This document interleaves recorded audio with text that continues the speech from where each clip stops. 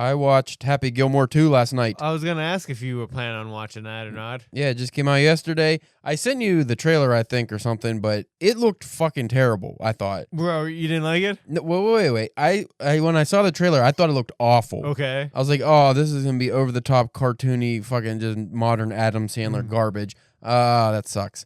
I watched it and I was pleasantly surprised. Nice, I'm happy. I enjoyed it. It was very funny. I mean, it's still, it's an Adam Sandler movie. So it's gonna be goofy, but it still had a little bit of that genuine comedy that the first one had, but like what those original Sandler movies had that worked for it, it was like there'd be a moment where they were doing something and then just something outrageous kind of happens and then it just goes back to normal. It was more normal and grounded, whereas now it's like like this one, they did like the Hubie Halloween thing where in that movie, he had his fucking thermos that was like, it shot rockets. It did everything. It was weird as a blow dryer. Okay. Well, in this one, like, everything's a flask. Because Happy Gilmore comes a drunk, so it's like he's golfing and he opens the ball and drinks out of it, his phone. Like, everything has a flask. But it was kind of funny. Yeah, right. But at the same time, it was really fucking stupid. But there was like bits of it that were really just, I liked it. Like, John Daly just lived with them as like a hobo. Now, how were the cameos too much? I liked them all, but there were so many. There's a whole bunch, right? There was fucking too many. Even Eminem's kids were in it for a second, I think.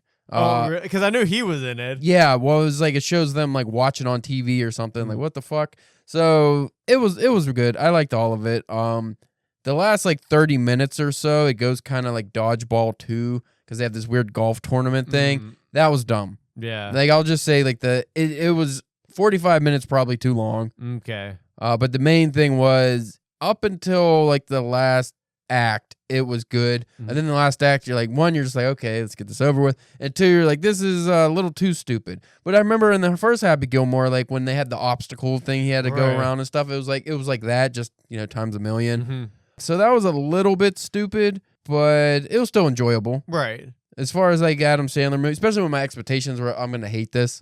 It's very bad. And then it wasn't. I was pleasantly surprised. Yeah, because I haven't watched a lot of Adam Sandler stuff since he went like straight to Netflix. Yeah. Just because with it being on Netflix, not having it, Right. don't get to see him. But then I just also heard that they were starting not to be that well. They're generally not good, but like I watch that Hubie Halloween every year around Halloween. It's so stupid. But it's almost like Grown Ups 2. Like, I always watch Grown Ups 2 because it's so dumb. It's funny. Right. But, like, Hubie Halloween is made to be a children's cartoony dumb shit. Whereas you think, like, Billy Madison or Mr. Deeds, like, those are still adult-oriented comedies. Right. So if going into it, this is, like, an all-ages kind of thing, it's fine. But, I'm not a big Adam Sandler fan when it comes to what he's doing now generally because a lot of it's just dumb. Right. But every once in a while, he has one of those where it's like, yeah, that's solid. See, I always thought that Billy Madison would be ripe for a sequel because it just could be him sending his son back to school to... You know what I would like to do, or like see Adam Sandler do one time, is do like a Billy Madison 2 or a Waterboy 2 or Mr. Deeds 2 or something, but not a comedy. Just like strict like drama and just use that when he randomly decides he wants to be an Oscar bait kind of actor. He could do Punch Drunk Love too. Yeah, or like the Uncut Gems or something like that. Just do like a real we meet Billy Madison, but life has gone very poorly for him. It's just very dire. Well, from the trailers, that's what they try to make Happy seem like but again with a more humorous tune to it. But he does have like the genuine one. He did a better job acting in it than he does in some of his movies. That's one thing. Like I feel like Sandler, like when given the opportunity and he really wants to do it, like I feel like he has some acting chops to him. Well, did you watch Uncut Gems? He was fucking really good in that. No, I never got around to it. He definitely should have been nominated for an Oscar for that, but or won one. I don't know if he was I don't think he was nominated, but I think he was nominated for like Golden Globes or something. Probably. But it was really fucking good, which is funny because the guy who directed that is the bad guy in this movie. Oh yeah, and he just looks weird. Anyway, folks, if you like Happy Gilmore and you're not one of those people that just wants to shit on everything for being a sequel or you just can't enjoy things, check it out. It was pretty funny. Today, though, we are talking Kurt Vonnegut. Yeah. Back in the Vonnegut well.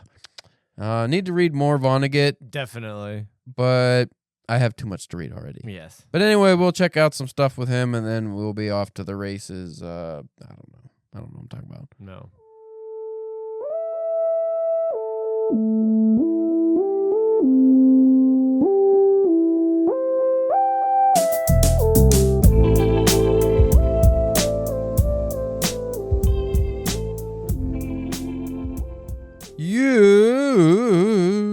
listening to the Drunken Pen Writing Podcast. I'm your host, Caleb James. With me, as always, Spencer, the Winnipeg Walrus Wrestler Church. Ooh. I almost wasn't able to say it. Try saying Winnipeg Walrus Wrestler. Winnipeg Walrus. I want to do the wrestling first. Yeah. Wrestling The walrus is hard. Walrus Yeah. is just a hard word to say if you think about it.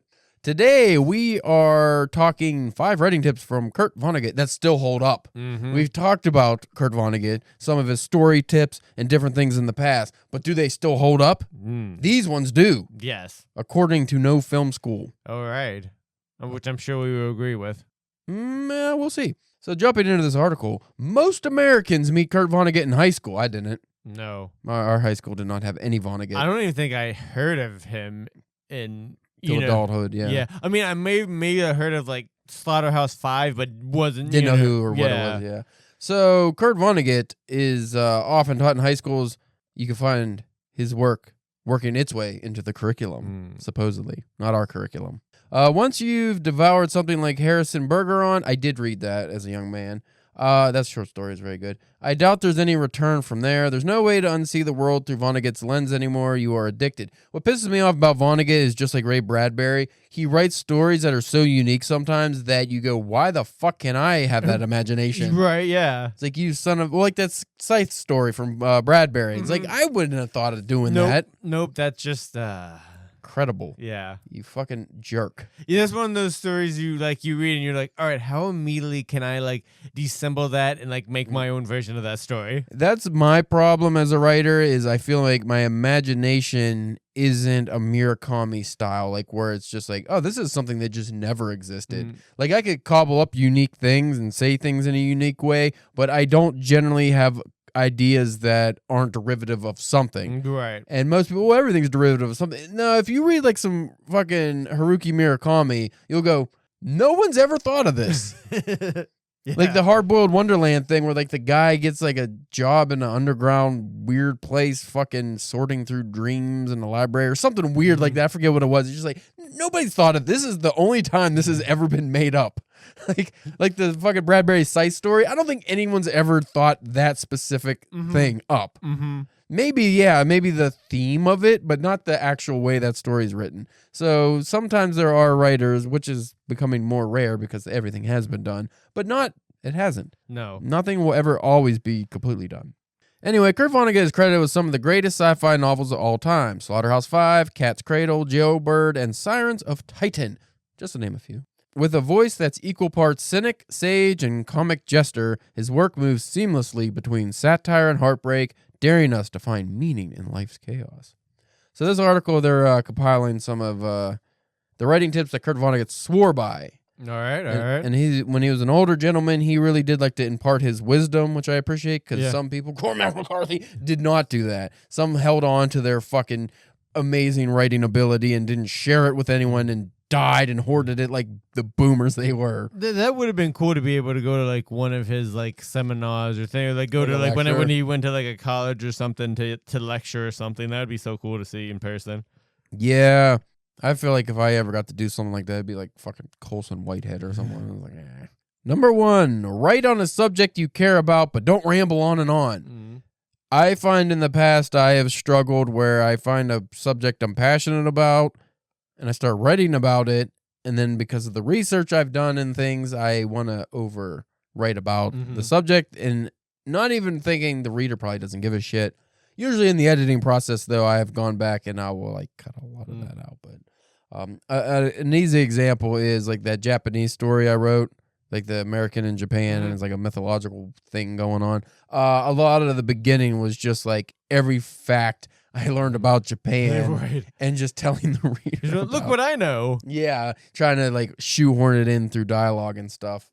So Vonnegut advised us to always find a subject you care about and which you in your heart feel others should care about. You might think that impressive vocabulary or complex prose makes you popular among readers, but according to Vonnegut, genuine care for your subject is what truly connects readers to your writing. However, Vonnegut warned against letting passion become self-indulgent. Caring deeply about your subject is no excuse to overwhelm readers with every detail of your research. So don't be a Caleb, be a Spencer. Yeah. Have you ever fallen victim to writing too much about something that nobody cares about because you care about it?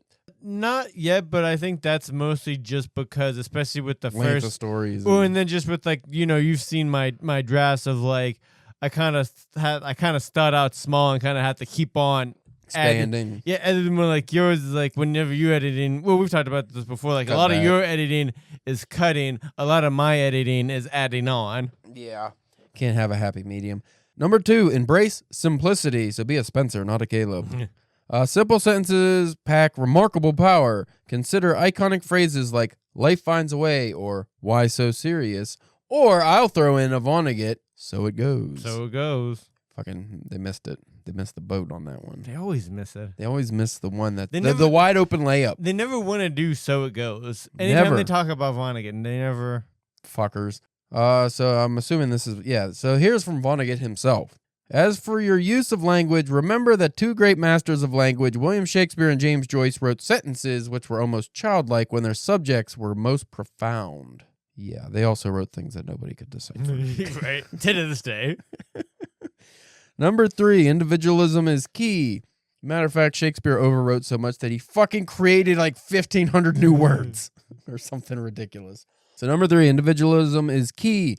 Vonnegut emphasized that it is essential to sound like yourself when writing. He believed the writing style which is most natural for you is bound to echo the speech you heard when a child.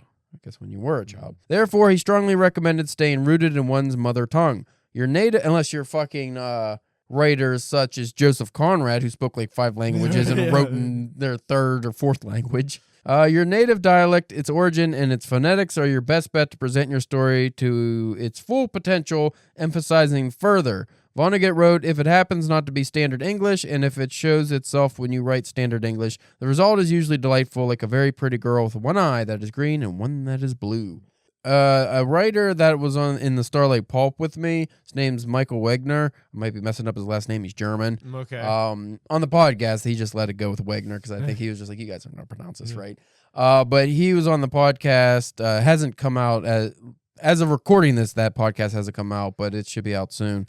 But when he was talking about languages, because one of the questions someone asked him was, well, you're German, because he had a German accent. It was like, you got into writing, did you write German or did you just write into English? And his whole thing was about it's easier for him to write into English to get across what he wants to say, because German's, I guess the way the language is, you can't say things as beautifully or as in such a fun way as you can in his Russian, right? Yeah. So it's not as more enjoyable to write in English for him, I guess, and it just works better for him. But that brings up the question: it's like, well, in that case, writing in your mother tongue doesn't work, And I remember Haruki Murakami, when we were doing those episodes, talked about what made him an award-winning author was the fact that he decided to write his first book in English. Yeah, I remember that. Yeah. With his limited knowledge of English. It changed the way he would write a story, so he didn't become overly literary like he would if he wrote in Japanese. So that advice maybe not agree with so much. I get what it's saying, you want to be genuine, but at the same time, find what works for you. Number 4, be ruthless in your edits. And this, I guess this doesn't echo Stephen King. Stephen King echoes Vonnegut on this one with his Kill Your Darlings. Right, yes. So this is one of the foundations of excellent writing, as the greatest writers have emphasized it repeatedly, including Kurt Vonnegut.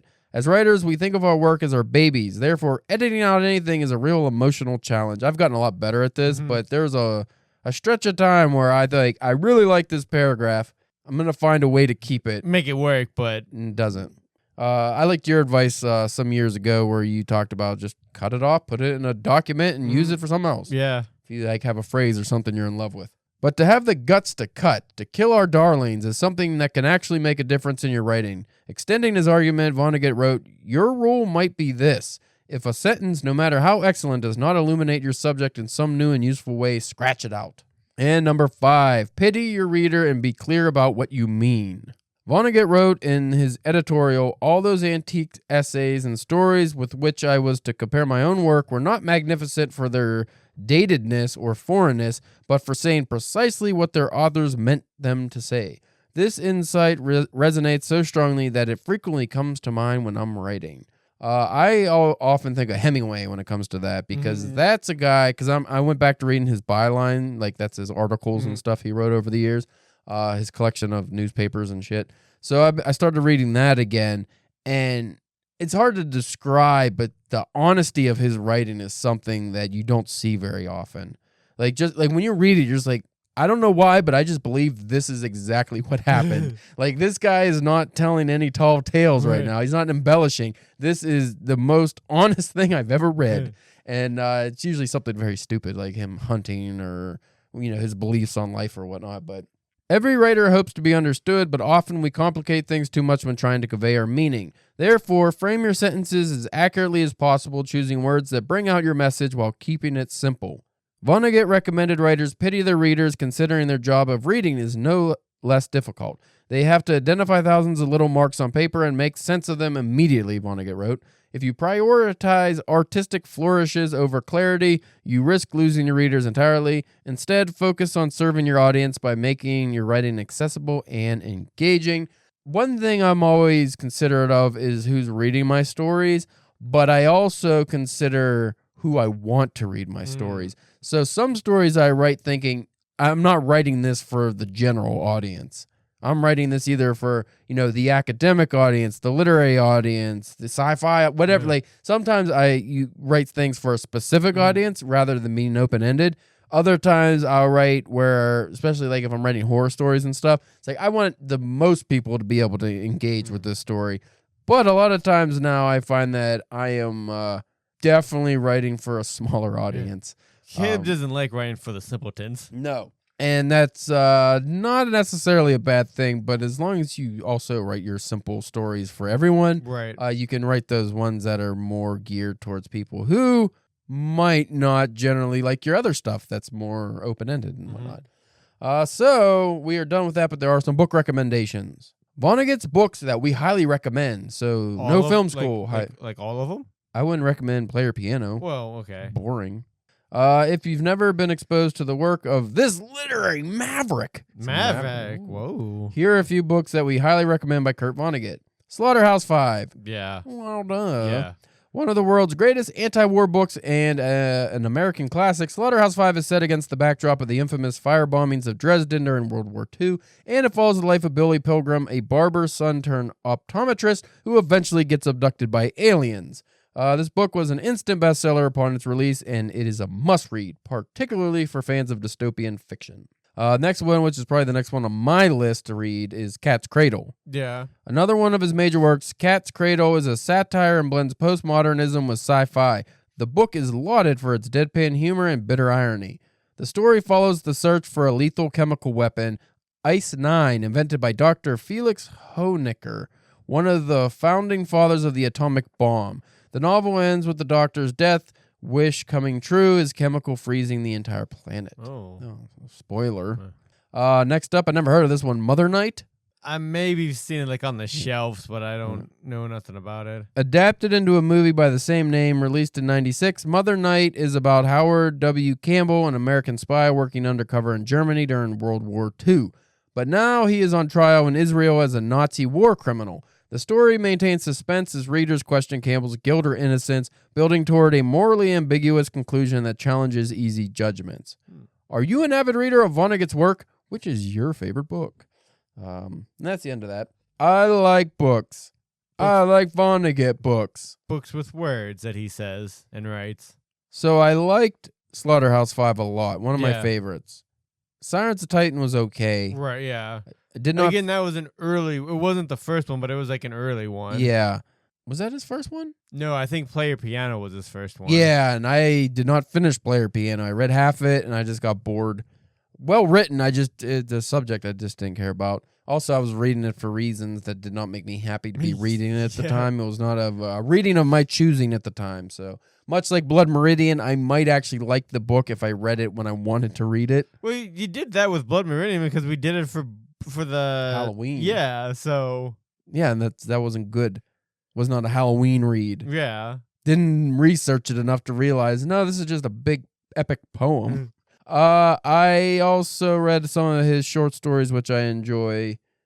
Still like Bradbury better, though. Oh, yeah? I'm a Bradbury guy. Bradbury's amazing. Well, then Bradbury has a lot more. Yeah, that motherfucker. Well, if he wrote a short story a week for 40 years. Yeah. That's a lot. Anything you want to add on this topic? No, just that I'm looking forward to Reading more Vonnegut, and hopefully having it affect my work in a good way. Yeah, buddy. Do you ever feel when you read a Vonnegut or a Bradbury, like these writers that are overly easy to emulate? Not easy to emulate, makes you want to emulate, I would say. Yeah. You ever feel that actually leaches into your work a little? Because I worry about that. Sometimes, but like I always try to look at it as maybe not as a negative, as more of just like creative juices to like. Stephen King's a bad one for me when it comes to that. Like I'll read the Stephen King book and then all of a sudden I'm like, why am I writing in Stephen King's voice? Yeah. Because it's so easy to. Yeah. That one's easy to emulate, I feel.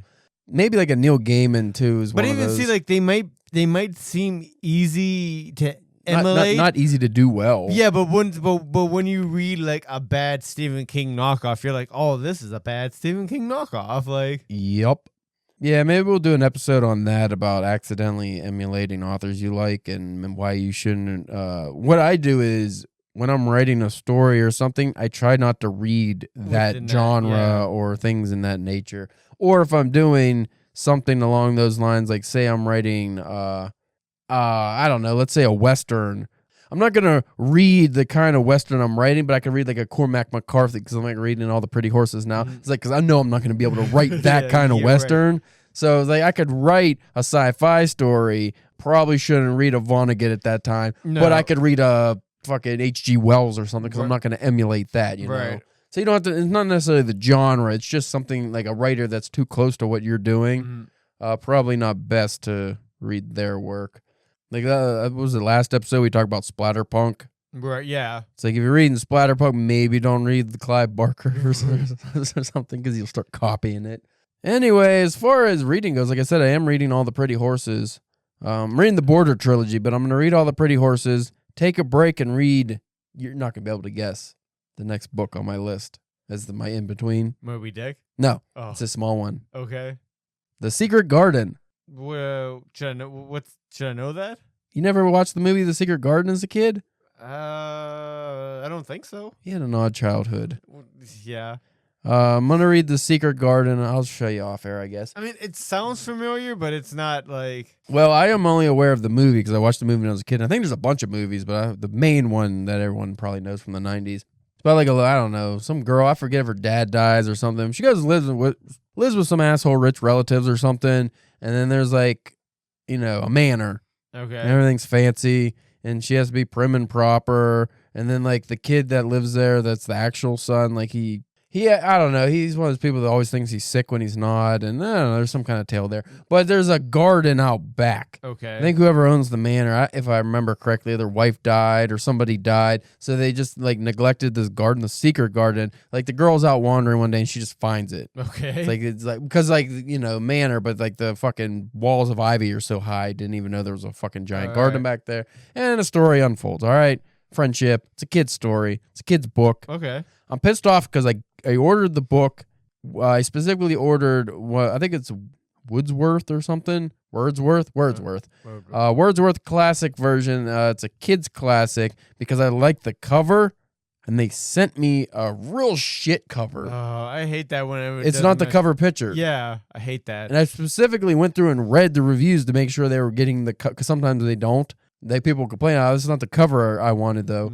No, the cover I got. The one I ordered was like a little girl, but it's like fancy and has a garden and it's all cool and shit. And then the one I got is just like a shittily crude drawing of a little girl. And I'm like, this is lame. But that's a very short book, so I should read that very quickly. And then I'm probably going to go ahead and read The Crossing and then maybe take another break. I do want to read The Running Man, but I don't remember how long that is. But I have some time before I have to because read The Running Man doesn't come out until like November. Yeah. I think so. Killing time here because we're only 25 minutes in. Yeah. After I cut out shit, it's going to be a 20-minute episode. Anything else you want to add to the topic of butt sex? Whoa. In and out. Uncalled for. Uncouth. In some lighter news, as of the recording of this, we just finished your first comic script. Yeah. Sent that in. Yeah, hopefully. That was a different thing to do. It is, right? Because you know what I was going to ask you, but now's a good time now. Because I'm sure you probably would get in whenever I was texting you, I was like, man, I'm just having trouble cracking this. Then you're just like, yeah, look, it's looking good. The pictures I'm sending you, you're saying they're looking good, and you're just like, that fucking asshole's just whining. And then whenever he came over and actually try to get it, really get into it more, like see if your thoughts might have changed on my whining about having trouble getting it figured out. Well, the main thing is you were not transcribing it. You were turning it from a short story that you had published into a comic script.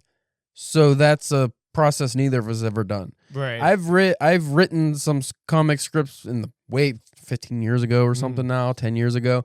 But those were brand new ideas. Like you said, a new idea.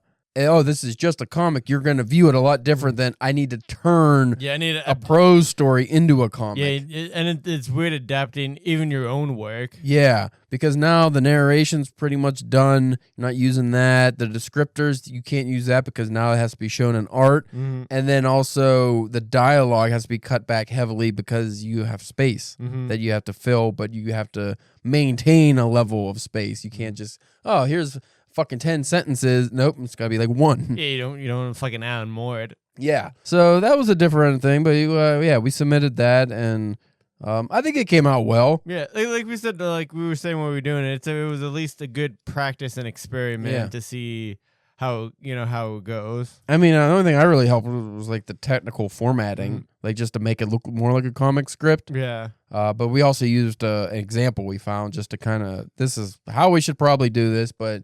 That was... Well, and that's what makes that, because we've talked about it before, but like, that's what makes comic book scripting so difficult at points, because there's so many different ways you can do it. Yeah. We were able to find like a kind of simpler, easier, like formatting to set it up. Like I told you, I kept on finding one who was a writer who had like 13 parts for like each, for each page of, of book. And it's just like, that's a lot.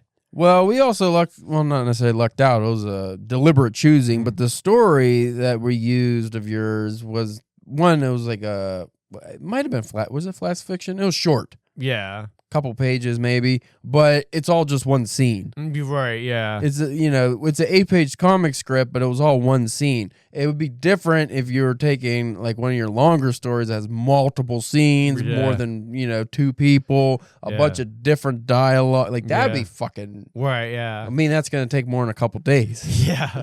So hopefully that works out well. Unfortunately, your flash fiction story we wrote for something or other got rejected. But again, that was one of those ones that we did it in 10 minutes and probably wasn't a fit for a fantasy publication that we sent it to. Well, that's a weird thing too, is when you get like fantasy publications that say they also accept horror. I never know what kind of, is it dark fantasy? I get that. Right. Or is it like horror just in a fantasy setting? Like... Yeah, it's I don't know. So in the case of that one, I wasn't quite sure. Like I told you, after the fact, after submitting and stuff, I read some of the things they've been publishing for the thing that you submitted to, and it was just all strict fantasy. Like there wasn't, maybe some urban fantasy in there, but I didn't see any horror. So I don't know if they might have just not wanted that, and they just put it in there just in case they get something really good, or just to have more submissions. I'm not sure. I also submitted to not that, but the publisher has a magazine that are supposed to come out in September. So I wrote a fantasy story specifically for that. Not fantasy. It's a Celtic lore story. Because that's what the theme is. So that's not fantasy. It sounds like it should be the same, but it's not. It's mythology maybe. Ooh. But I submitted that story, and you heard back, so I should be hearing back here. Hopefully today. I'll be quite nice. I think I'm going to get in because my story is very well written. Yeah. I'm at the point now where I think some of the times if I submit to like smaller publishers and stuff, I'm an asshole and think I'm a pendejo. I should just get accepted because it's well written, even if the story's not very good, just because I'm like, I know they're not getting this quality. Right. I know it's a fucking asshole thing to say, but I've worked really fucking hard to get to the point where I can submit stories and get accepted based on the writing quality alone, and then if the story is liked, that's obviously a bonus. But so hopefully I get picked up. If I don't get picked up by that, I'll be not just irritated, but it's like now I'll be like you, Well, yours was a flash fiction story. I think it was 500 words or something. Mine's only like 1,500 words, but it's like, what am I gonna do with this now? Mm-hmm. Fucking. And then as far as other submissions go, I have things in the works, but I have one I'm actually gonna do today, but that's poetry. Okay. So maybe I'll do that here when we get off air real quick. And you can see a live Caleb submission. You never got to see that. No. Then we're going to work on your Starlight story. Hopefully we can get that. We don't have a lot of time. No. But I think it's it.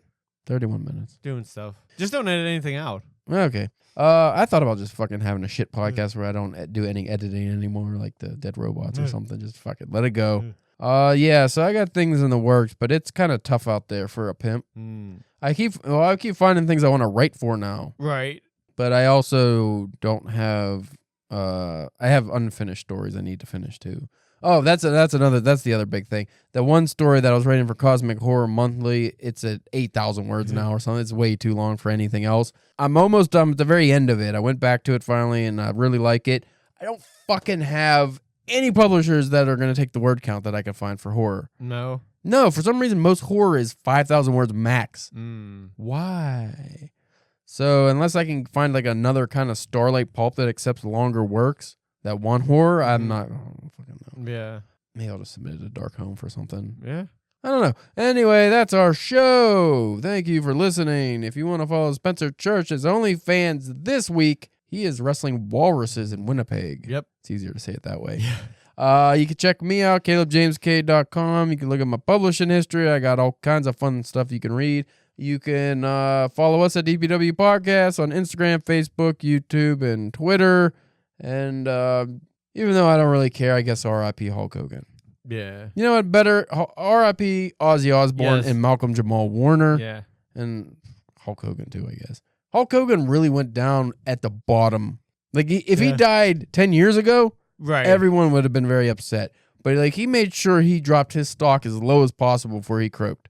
Well, because not even just in everywhere, but also just in the wrestling community as well. Well, that's the thing. Like wrestling fans even ones that maybe are racist assholes or don't care about that stuff that he did.